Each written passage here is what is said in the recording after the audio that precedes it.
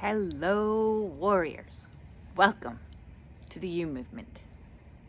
I have a smile on my face. So you can see, yes, Spirit came and pulled me up from the depths in through some fiery energy. And today I am sitting in absolute beautiful gratitude. Arwen is out somewhere here with me, and the sun is shining, and I am happy to be sitting in the light. I am feeling so much gratitude at this moment in time. First, so much gratitude for you. And I really want to express that very, very clearly and emphatically. That I would not have made it through this journey without you guys. Your support along this has been more than I have received in my entire life. And Soul Tribe is the greatest blessing I could have ever fathomed in my life. It's mind-boggling. You guys are incredible. The collective energy, the being tapped into the collective energy has been mind-blowing, has been at times confusing to get out. I'll be experiencing something and do some writing or do a video, and somebody reaches out and it's like, that's my story, that's what I'm going through right now in this very moment in time, that's what I'm having happen. So coming to terms with the collective consciousness, excuse me, has been crazy on this journey. So many things this journey has been mind-blowing. Last night when I couldn't sleep, I started going through and looking back at the last 5 years of pictures that I have stored on my phone. Funnily enough, there weren't a lot of pictures that I have before 2017. I wasn't taking pictures of myself at all. And then when my awakening started, I started taking more and more pictures, and I'm glad that I did.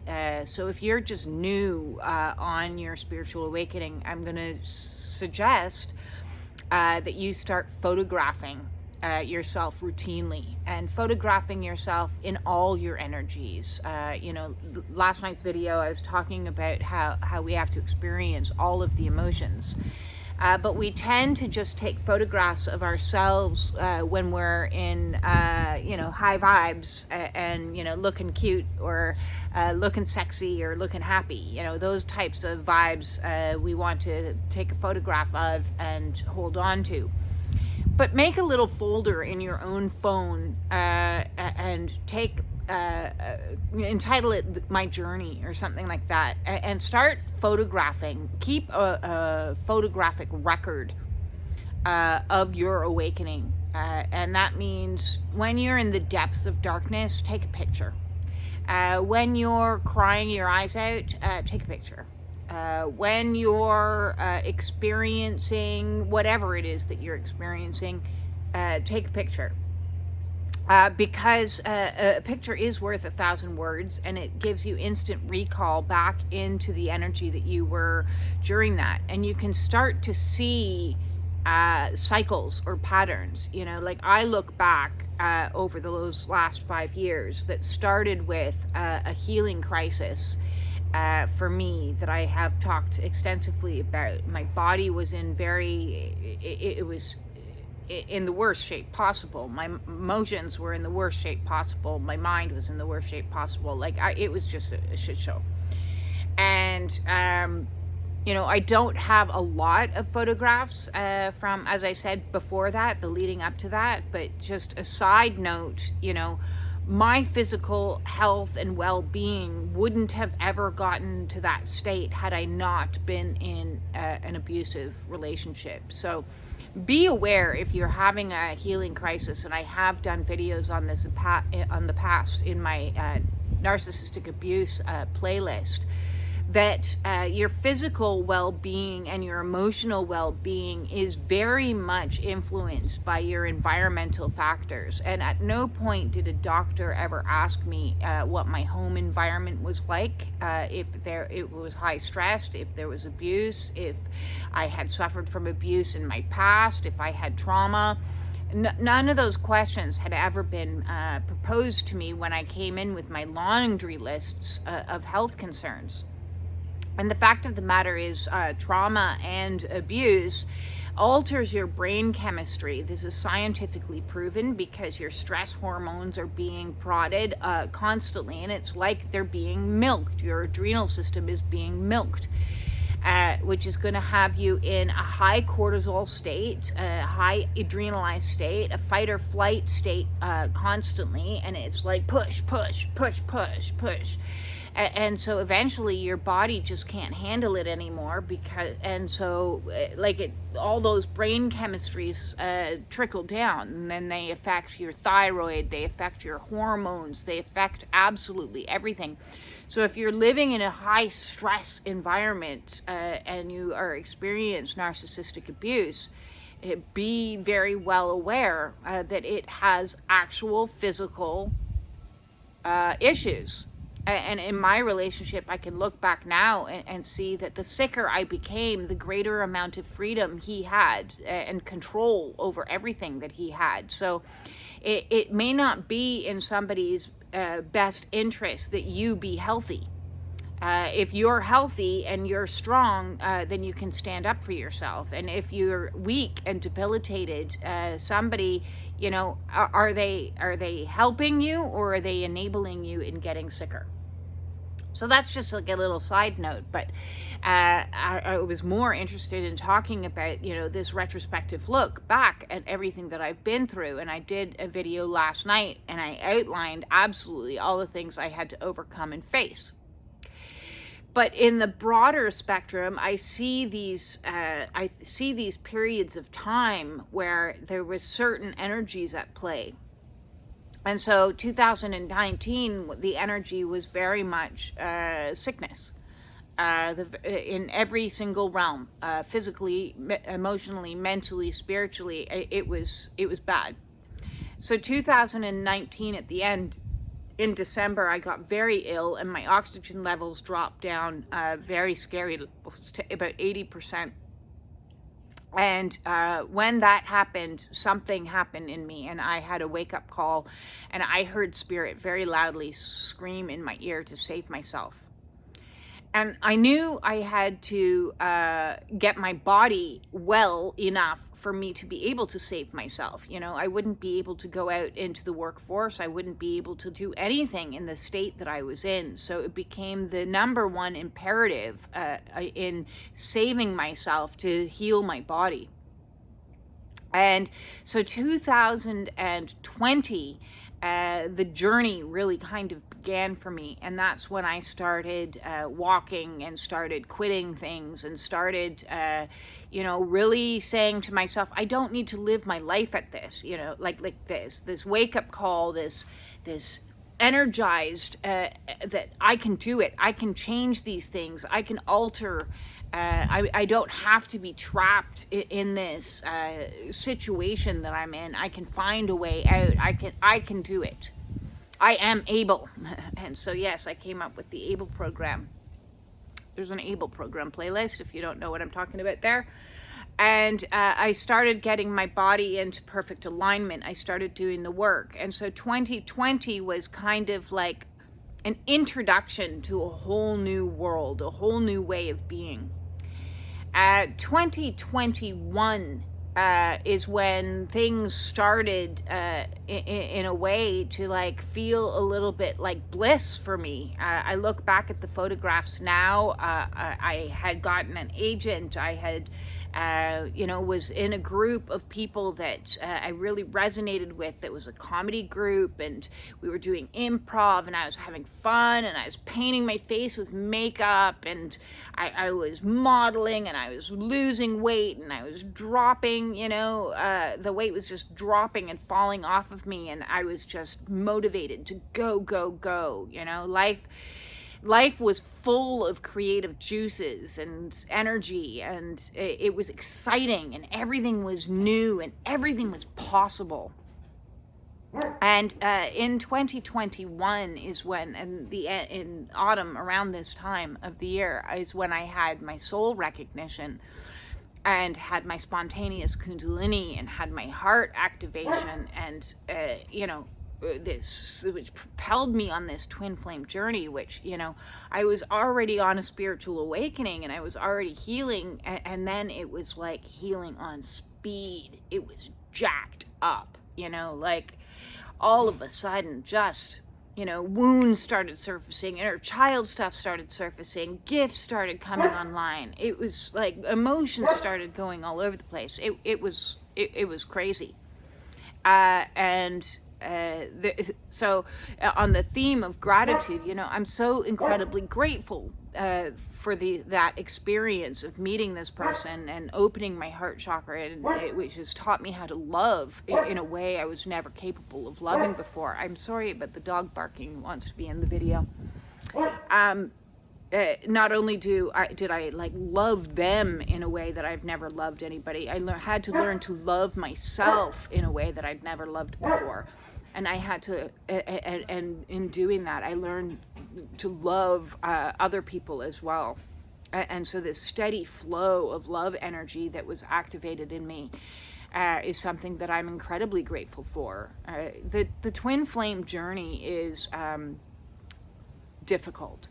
There's a lot of twin coaches out there that kind of paint a really almost pretty picture of, it's so beautiful, and everything is beautiful, and it's all for your greatest good, and they talk with a nice, gentle voice.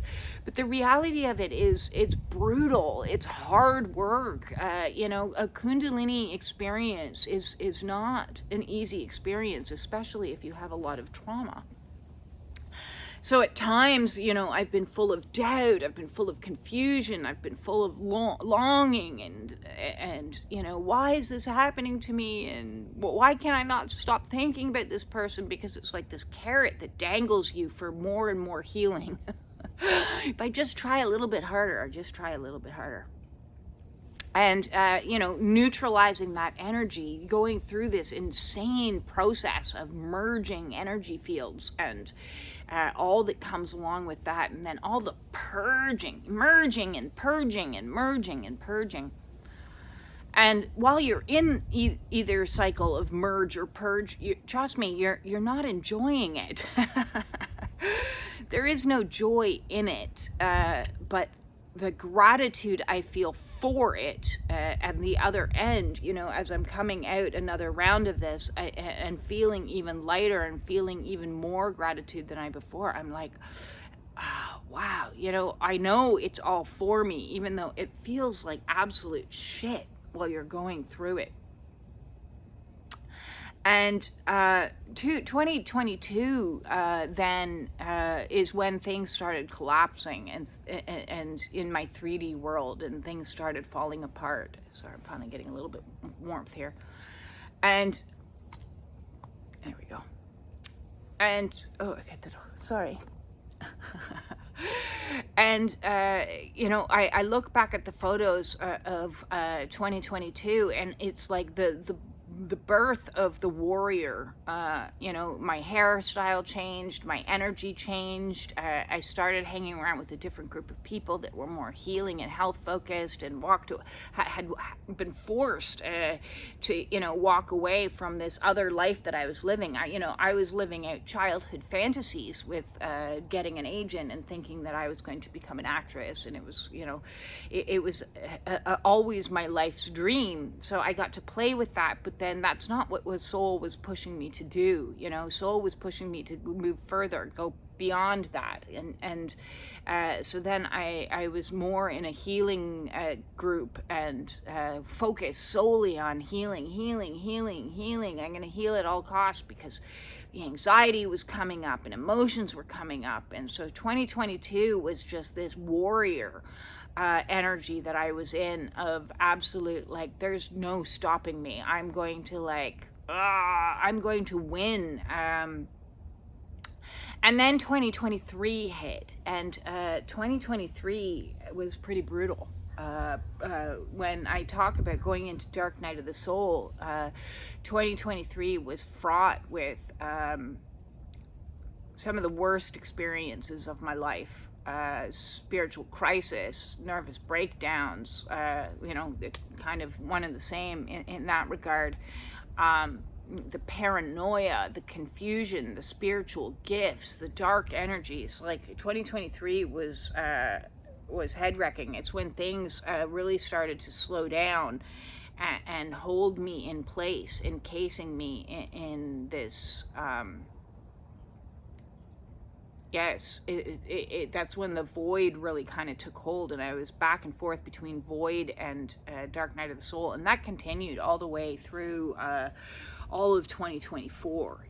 I look at 2024 and the pictures, and compared to where I was in 2021, where I was out walking 5K a day and then coming home and doing yoga and doing all this stuff, all of a sudden, I'm moving from bed to hammock to lying in the grass, or occasionally making it to the park to sit by a tree.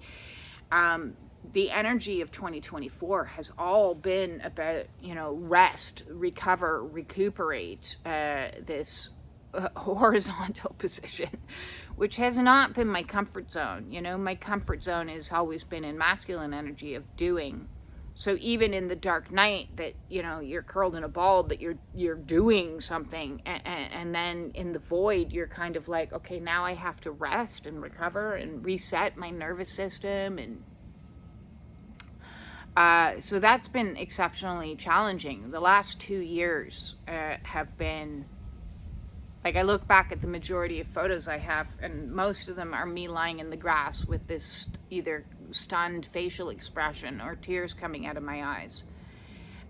So awakenings are a long process, is kind of my point. They're drawn out, but within that process, there are definitive phases that you can see, even though you may be jumping in and out of phases, and you might be, bouncing back and forth a little bit between them before you hit other phases like today's, which is like grounding new energy. It's like, oh, okay, now I'm leveling up.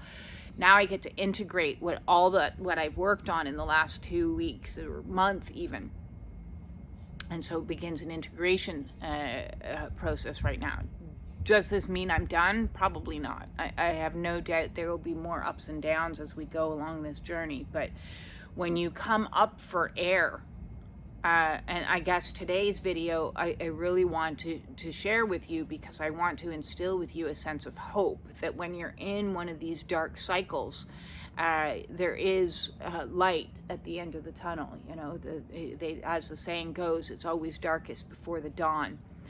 And I know, because I've been through it so many times, how much your hope gets chipped away while you're in these dark places, and you think, Jesus, is this going to be my life forever? Am I going to be always in this fetal position? Or am I ever going to, manage to be in my creative energies again, in my funny energies again, in my lighthearted energies again?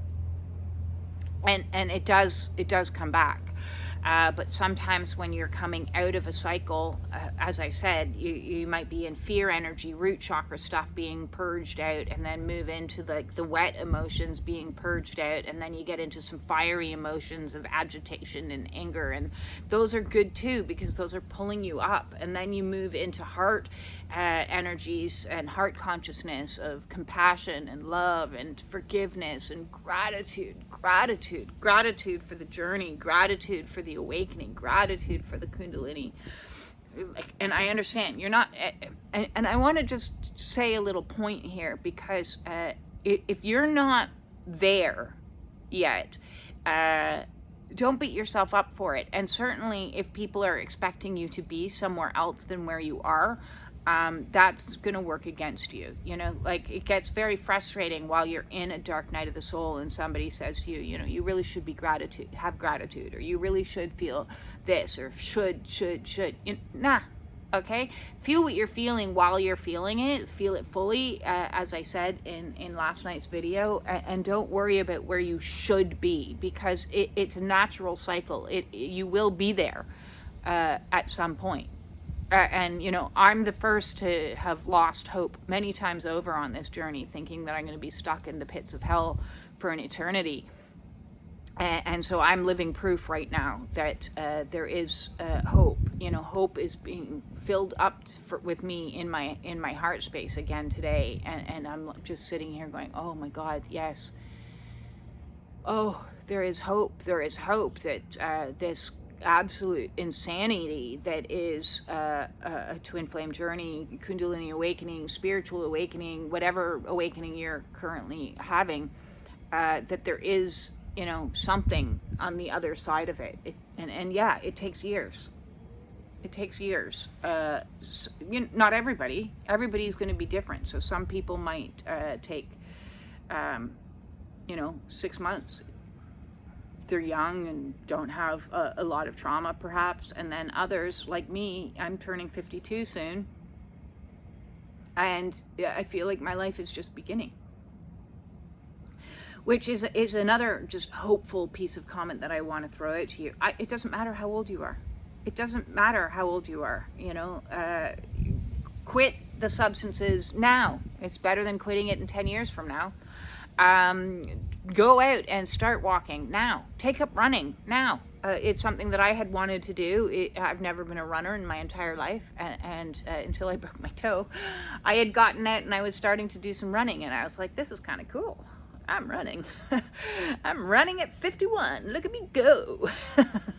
So it doesn't matter. It doesn't matter how old you are. If you want to follow your joy and follow your bliss and try something new, experiment, join an improv group, see if it's for you, fulfill a childhood dream, and then you can go, yeah, I don't think this is for me. And then you move on to the next thing. Just try it. Whatever opportunities come your way, take them. Grab them with both hands and say, yes, if this is what God is gifting me, I'm going to say yes. I'm going to silence the ego, and I'm going to say yes to whatever's coming. And so that's where I'm at. I'm going to say yes to whatever looks good coming my way. I have new people moving in to my home today, and yes, it was divinely orchestrated and all worked out in a couple of weeks, which was fantastic because I didn't know what else I was going to do. And I don't know what tomorrow's going to bring, but I'm going to probably say yes to it. If it feels good and gives me a sense of a smile or laughter, lets me have a little bit of fun, hell yes, to the good stuff. So yes, hold on hope, people. Hold on hope. We still might be squeezing out a few little bit more out of these last labor pains that we're going through as we birth ourselves anew. And thank you again for all of those that inspired me to hold on to hope when it was bleak and dark and miserable. Thank you, and thank you. Your comments, you have no idea. You have saved a life. So you have. And I greatly, greatly appreciate it. If you're struggling and you want to book with me, The way to do that will be in the description below.